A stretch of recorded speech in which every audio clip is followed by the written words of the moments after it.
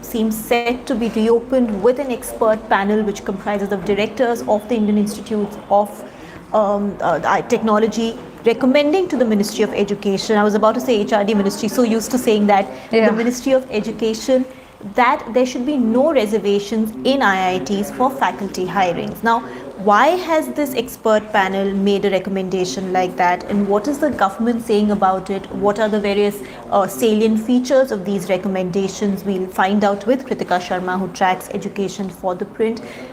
Do remember, these are just recommendations and there is absolutely no decision yet, so we'll strike a cautious note as far as that is concerned. Do start sending in your questions for government matters. Kritika, so let's first talk about this panel. Why was it set up? What triggered the setting up of a panel like this? Yes, so Ruhi, this panel was set up in April by the Ministry of Education in order to see how effective is the implementation of faculty caste-based reservation in terms of hiring the faculty, also in terms of admissions at the level of undergrad, postgrad admissions and PhD. So this panel consists of IIT directors, the director of IIT Delhi, director of IIT Kanpur, then secretaries from Department of Social Justice, Tribal Affairs, and also officers from the DOPT. Right. So this panel deliberated upon various ways in which IITs have been hiring faculty so far. They went through all the orders that have been passed so far and came up with this report, which was submitted to the ministry in June, and the ministry is still looking at the report, and any decision is yet to come. Like you rightly said, we should address this with a lot of caution. These are just recommendations as we are talking about, and any action is yet to be taken on the report. Right. So Kritika, as far as caste-based reservations are concerned, the panel seems to have suggested a plan A and a plan B. So let's elaborate a bit on that. Yes, so let me elaborate a little bit about the suggestions that are made in the report. So what the report is saying is that since IITs are institutes of national importance, they should be exempted from direct faculty hiring, caste-based faculty hiring. I'll just read out the exact report to you. It says that since IITs are recognized as institutes of national importance under an Act of Parliament, they ought to be listed under a schedule under which they are exempted from reservations. So if we see the schedule that they are talking about in the Central Teachers Reservation Act, there is a clause which says that institutes of national importance, institutes that conduct research, and institutes of excellence are not supposed to provide direct reservation in terms of faculty hiring. Right. Now this clause was included keeping in mind the quality of the research quality of institutes. So there are already some institutes in India that do not provide caste-based reservation when it comes to hirings. I'll just name a few. There are 8 such institutions right now. Some of them are Tata Institute of Fundamental Research in Mumbai. The other one is National Brain Research Center in Gurgaon. So there are about 8 of these institutes right now. So the panel is suggesting that IITs should also be included in the list of these institutes. Right. This is typically to maintain the quality of research and not hire faculty on the basis of caste, but on the basis of their merit. Yeah. All right. So this is one plan. This is one plan. B. Yeah. So they're saying that if the first plan is not implemented, which I'm doubtful would be implemented because it's quite controversial. The other plan that they're saying is don't have a reservation at the level of associate professors and professors in IITs. Just have reservation at the level of assistant professors. And while providing reservation, don't consider the entire institute as a unit. Consider a department as a unit. So that's the second plan that they're saying. Then there are a lot of other things also. There are some reasons that the panel has given why the faculty from reserved quota are not hired as much in the institutes. One of the reasons that they're saying is because at the level of PhD, they do not get candidates, deserving candidates from reserved categories. So, obviously, when reserved category candidates do not come enroll for PhD, their interest does not, then later on they're not interested in becoming teachers later on. So, there is a lack of interest over there, and that's why there is a shortage of faculty. In order to address that also, they are saying that there should be a preparatory program in IITs. Students, interested candidates should be, made to do a 2-year program where they work on a particular project, and then if they are interested and if the merit allows, they should be able to, enroll for a PhD. So that's what they're saying to solve the problem. All right. So now, how has the Ministry of Education reacted to this? What are they saying, maybe off the record, if they've not said anything on the record yet?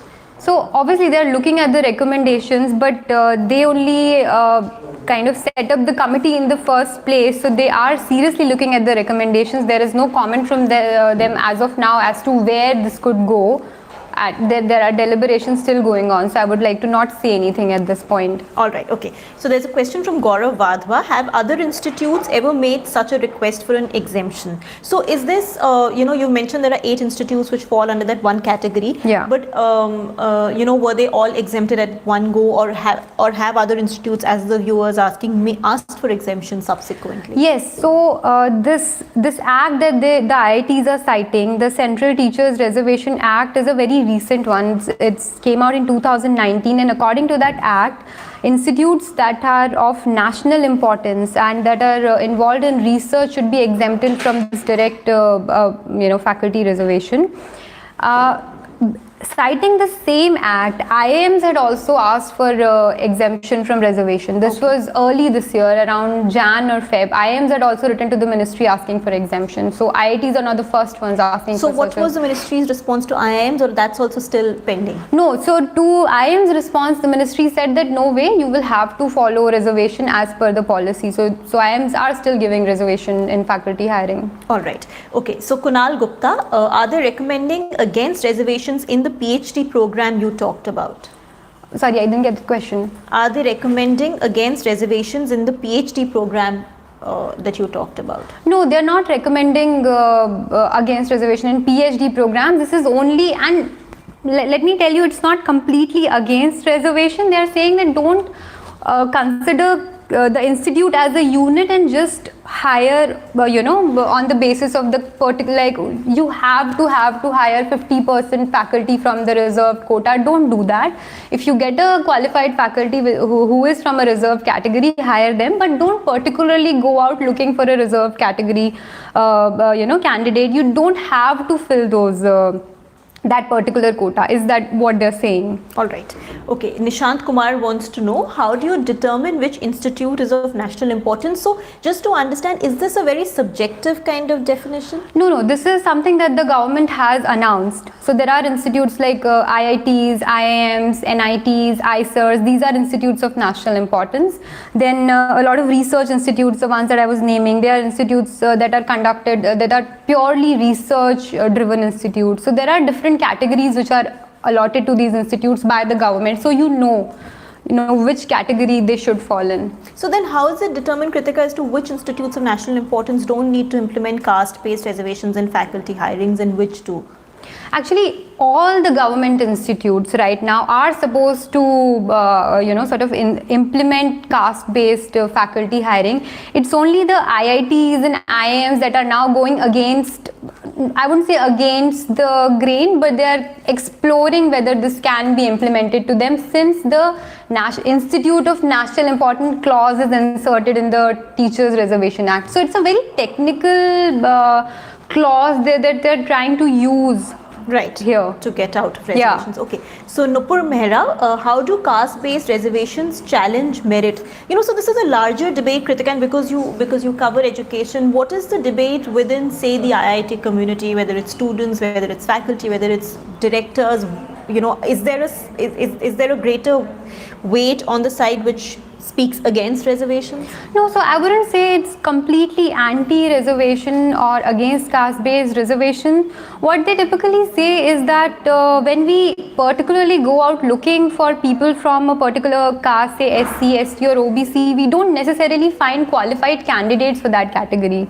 So it's not necessary that we'll be able to fill up the 27% reservation which is meant for SCs by qualified candidates, or 27% is for OBCs, pardon me there, 15% for SCs, and 7.5% for STs. So what they are saying is basically there is a dearth of qualified candidates in those categories, and this is something that stems from at the level of primary education. Right.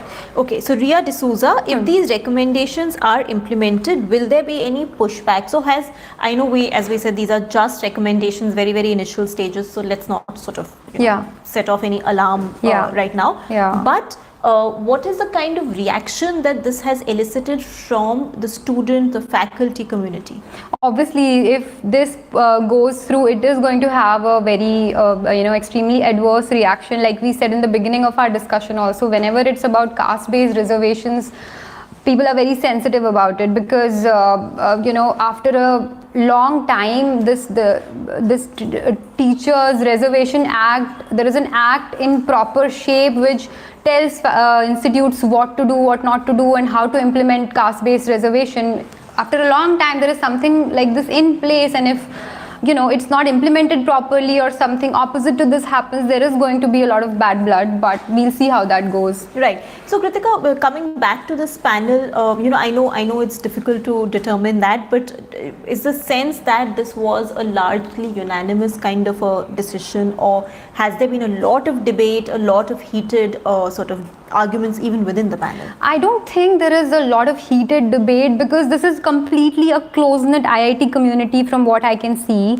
And from what is written in the report, they just met twice, once on 1st of May and once on 12th of May. The committee was formed in April, they met twice in May, and then they submitted the report in June. So looks like there hasn't been a long deliberation over it for something like this to come up. They just decided whatever they had to in a matter of 2 to 3 months. So I think it's kind of a unanimous decision as far as the committee is concerned, because most of the members are in this committee are from within the IIT. So they think that they know the system, they know how the system should function, and they can just kind of suggest accordingly or make it work accordingly. So Kritika, before we close, any sense of the timing in terms of how long the government will take to deliberate this and to revert to the panel on what it's thinking?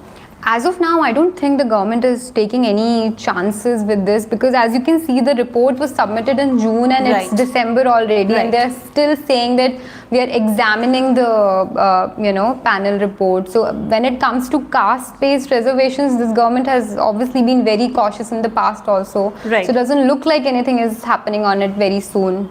All right. Okay. Thank you, Kritika, for helping us make sense of this slightly technical, yet very, very, as we've repeatedly said, delicate and sensitive issue. Thank you for sending in your questions and for watching Government Matters. Don't forget to subscribe to our YouTube channel for much more.